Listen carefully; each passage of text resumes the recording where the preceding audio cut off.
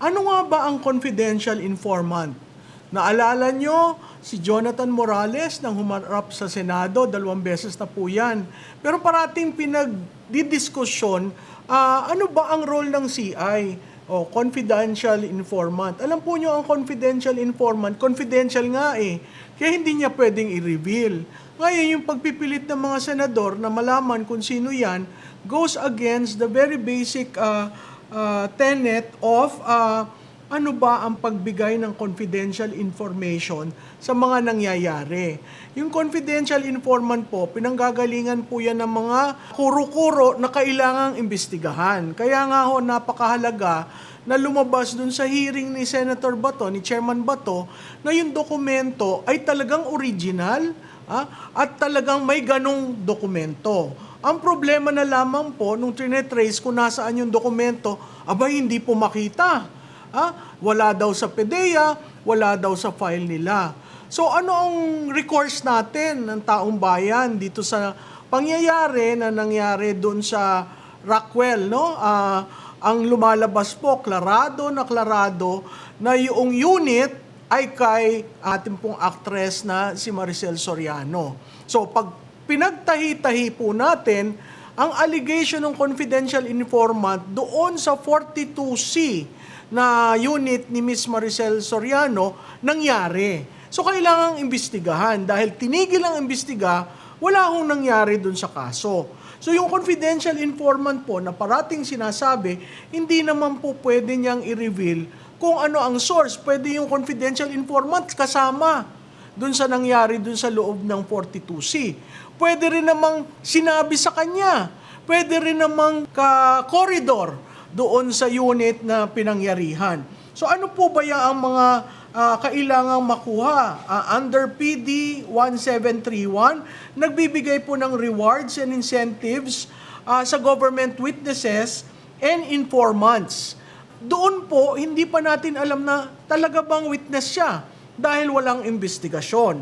So napakahalagang tingnan natin, ano ba ang motibasyon ng confidential informant? Minsan, self-interest, sa kagustuhan niyang makatulong, or self-preservation, sa kagustuhan niyang hindi siya maipit sa mga nangyayari, o dahil binabagabak siya ng konsensya niya. So, 3 bagay po self-interest, self-preservation, or conscience. So, kailangan pong makita at mapag-aralan ano ang mga tinitip na information. Kaya kailangan ng investigation, no?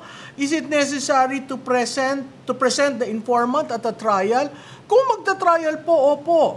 Kasi kailangang sworn affidavit, sinabi niya, linahad niya, ano yung kinalaman niya. Kung kakailanganan dalhin mo siya, merong mga rules na sinasabi dyan, pwedeng hindi mo siya dalhin, basta mag-sworn affidavit, pwedeng i-depose. Ang ibig pong sabihin ng depose, kukunin niya yung salaysay under oath na kinukunan ng video.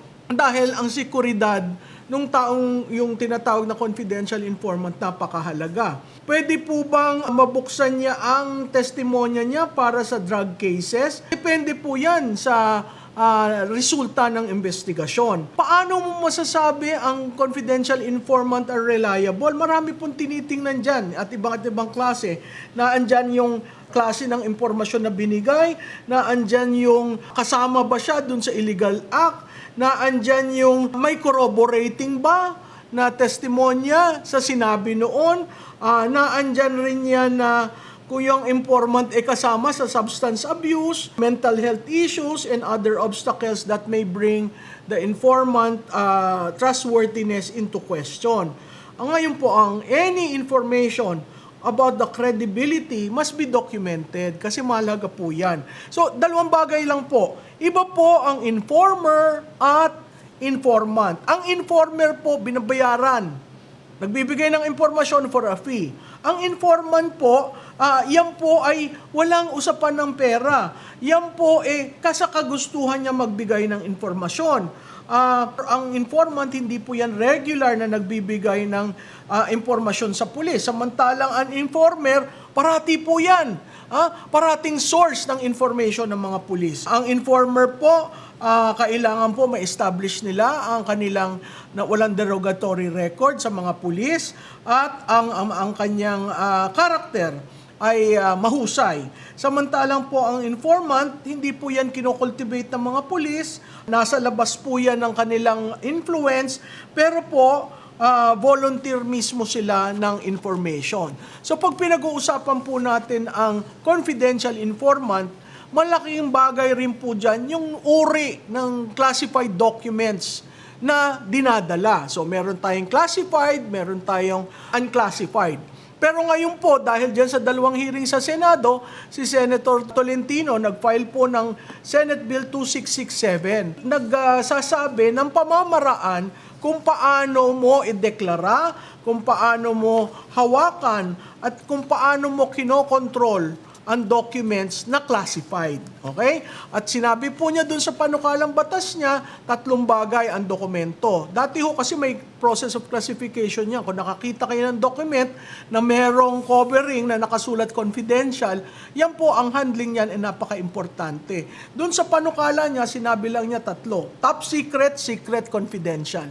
So para mo mailabas yan, kailangan ma-declare siya as unclassified. So marami po tayong kailangan tingnan sa darating na hearing. Kung magkakaroon nga po ng another hearing, si Chairman Bato de la Rosa tungkol dyan sa usapin ng PDEA. Pero napakahalaga po nating tingnan dahil ang PDEA covers the use of illegal substances. Ang dokumento at ang confidential informant ay napakahalaga sa proseso ng investigasyon.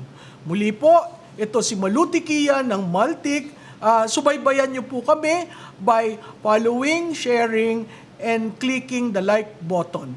Marami pong salamat.